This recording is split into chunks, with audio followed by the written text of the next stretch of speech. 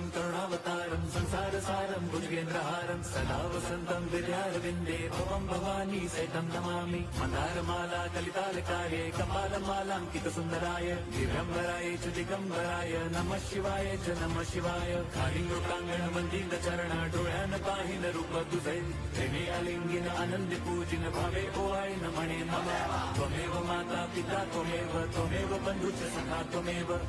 विद्या द्रवणं त्वमेव